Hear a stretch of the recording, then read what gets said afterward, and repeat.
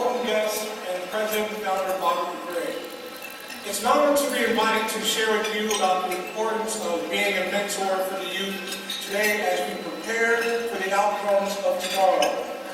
Throughout a young person's life, they are often subjected to tremendous amounts of pressure to succeed or accomplish things they have yet to know. Several seminars and workshops that I've conducted across the country for student athletes and parents derive from a tongue twister that I like to consider. How do you know what you don't know you're supposed to know if no one tells you what you should know? Mentoring programs need everyone's support, no matter how big or how small, here in Philadelphia as much as anywhere in the country. Recently, in my hometown of Chicago, Illinois, President Obama sent Attorney General Eric Holder and Educational Secretary Marty Duncan to meet with school officials, parents, and students to talk about the youth violence of a vicious beating of a man that was captured by a cell phone and viewed by millions of people across the country and across the world. As disheartening as this was, it reminded me of the attack just last year here in Philadelphia, not too far from here, around the corner, that at a subway stop where 4 teenagers beat a man to eventually die later on. Now, as shocking as that was, what really struck me was hearing and seeing the reports of the police interviews of the 4 teenagers, all at different times and at different points throughout their incarceration. And the police asked them why. Why did you guys do this? Why did this happen? And the boys, at 4 different times, all had the same answer. We had nothing else to do. This is an example of the importance of positive programs and services to benefit the youth, ensure the safety of our community, and offer an opportunity for them to succeed. Being a mentor takes minimum time commitment to those that say there's nothing I can do. There's plenty that you can do. You just have to do your small part. Having a support system is like having a team. You need a coach, you need assistant coaches, and you need players that all have one goal in mind.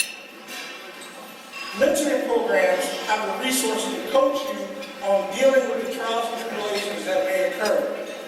One of the goals as an assistant coach or a mentor is to guide someone through those trials that they may face. And once your players understand your philosophy and your principle, then they may open up to their teammates on issues that come up that could reinforce positive outcomes.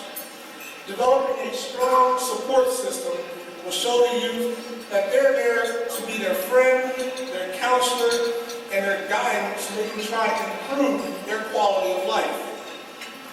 It's unfortunate that violent crimes happen. And it's very unfortunate that some of those crimes are committed by young people. But there are enough positive activities through programs such as Mentor Me that support the children, that teach them lifelong skills, not just in sports, but things after sports. Now, I'm not going to sing today, so you're going to hear this song, but I'm going to quote a song by Whitney Houston that some of you, I'm sure a lot of you may know. I believe the children are the future. Teach them well and let them lead the way. Show them all the beauties they possess inside. Give them a sense of pride to make it easier, and let the children's laughter remind us how we used to be. Now that's missing from many youth in our city. With people pointing fingers at parents, at teachers, at bad neighborhoods, there's just not enough people that remember how things used to be growing up. Youth programs such as mentoring reinforce the values that children have learned at home. But what if they don't get those values at home from their parents because their parents have their own issues? Working with student athletes, I've come across some parents in their late 30s that have teenagers just about to graduate from high school, but they themselves lack the education for a stable household because they're working 2 or maybe 3 jobs to support the family. But I remember back in the day when your close family friend, not a relative, but your close family friend was the one who set you straight if you got out of line. If you needed a ride to the grocery store, your close family friend was the one that came and took you. Or if you needed to get to practice, they were there to help your mom or dad out just because they knew you needed the support system. If we can develop a support system that these kids can look up to, then we can reduce their criminal mischief and keep them in the school so they can graduate high school on time. Now, the success of youth programs is built on the availability of the recruitment of the youth. Some remember the old African proverb, it takes a village to raise a child. Parents cannot do it all today because there are way too many obstacles to face that were not here in the 70s, the 80s, or the 90s. The booming of the internet has caused young people to look past what they used to see on the TV news every day in neighborhoods about gangs and domestic crimes and criminal misconduct. Now they see it everywhere around the world, from YouTube to Facebook to MySpace.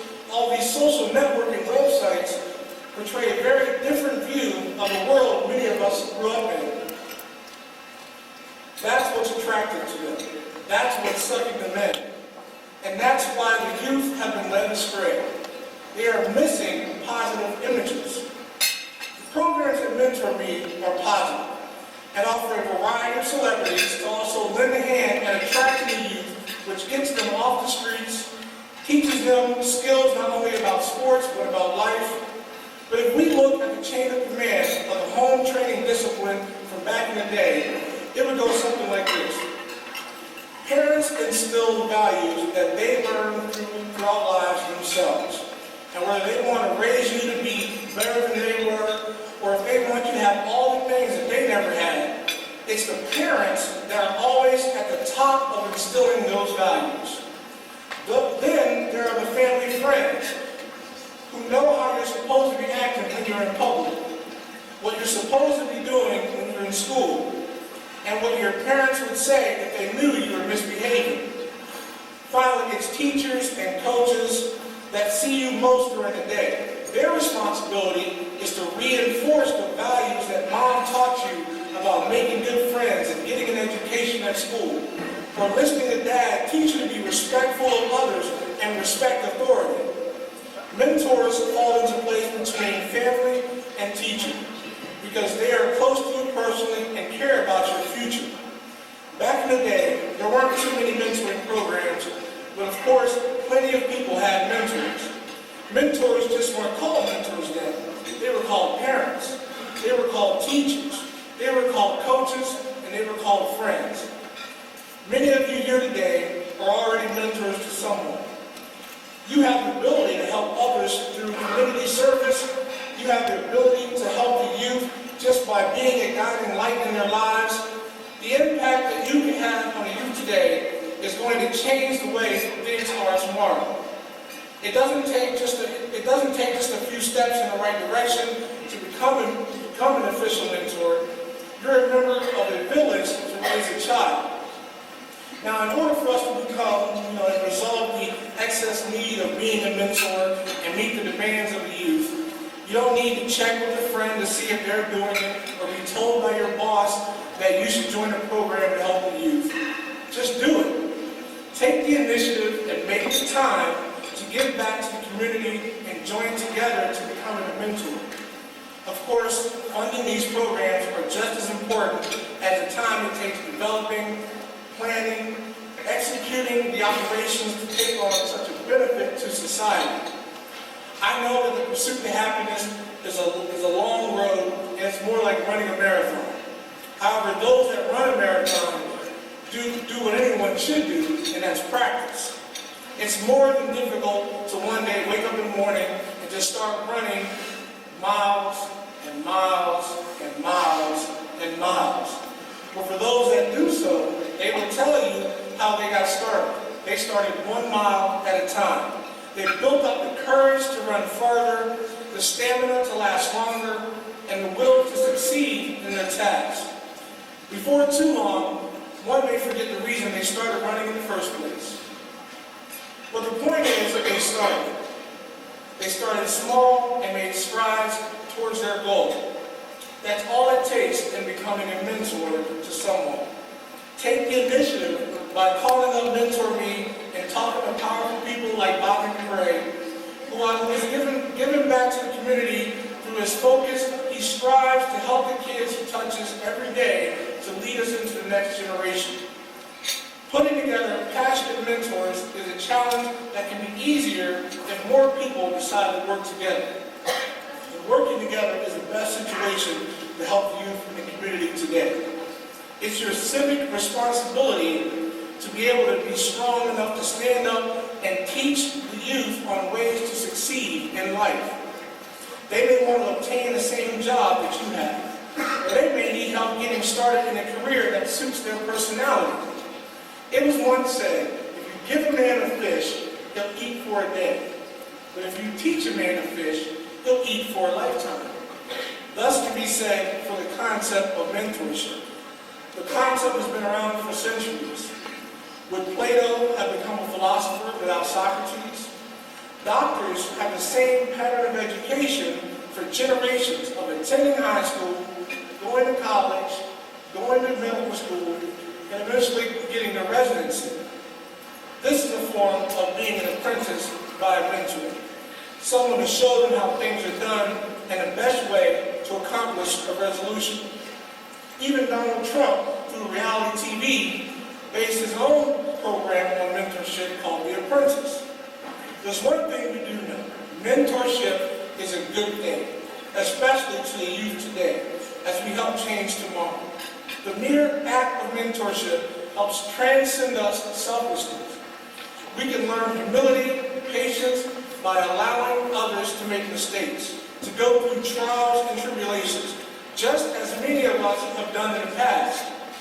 As we let our youth develop in their own time, we can offer support and comfort to help them help us in the future.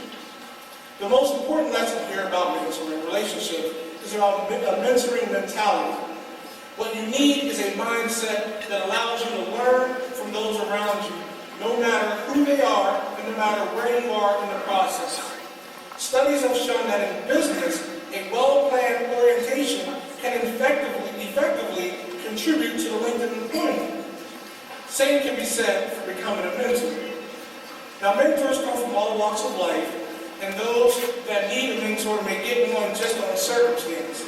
Just as the youth look up to celebrities in sports and entertainment, the same can be said in traditional roles, such as being a father to a child, having a supportive mother, supporting oneself in an environment. This can come from a friend, a family member, or just a support system that lifts your spirit. President Obama became the first African-American president in our lifetime. His triumph leading into the Oval Office has been a worldwide accomplishment that gives everyone in the country hope for what they could become if they put their mind to it and work hard. Just as the president has advisors, he also has mentors of presidents past that have helped guide him throughout his process in running his campaign. Now, if you're considering being a mentor and are skeptical to know if you have what it takes to help someone, you may not have to look far for someone's life that you're touching right now, through your guidance, of your words of advice, and your encouragement. A few years ago, when I first came across meeting Bobby McRae, he asked me to speak at his annual youth football camp. I attended the camp for a few days, and eventually, with one of the honorees here today, Hank Poteet, I talked to him about what he wanted to do after he completed his years of playing football. Now, of course, myself as an owner of a sports performance training center, Hank talked about his wanting to open up his own sports performance training facility. There, we talked about things that he could do, ways that he can do it, places and locations where he wanted. But to me, that was an example of just giving some words of advice and some words of encouragement to someone that was looking up to complement their successful career after football. Now, also, when I moved here to Philadelphia, in 2004, one of my mentors in my profession, a guy named Antonio Davis, who also was a friend of mine from college at Penn State. He talked about the mentor that he had, Dwayne Carlisle, who is now the head strength and conditioning coach with the San Francisco 49ers. Dwayne worked diligently with a football player who was coming from a smaller Division I AA school at Villanova. Brian Westbrook was not your typical big running back from the National Football League. He wasn't in a high-profile media market for college football. But what he did was he worked hard in the classroom as much as he worked hard on the field. In preparation for his NFL Combine debut, he knew he wanted to have a good showing and prove that he had the speed to play in the National Football League. Of course, all of you that watch football or read a newspaper or just heard about Brian know his success for the past 8 years with the Philadelphia Eagles after graduating from Villanova with a college degree in business. Mentoring comes in various packages and through various people. Just as professional football players have mentors and coaches to show them how to achieve their goals, it's the same way many of you can help the youth obtain their own success. Because today, we need to remember how things used to be and take hold of history and changing tomorrow today.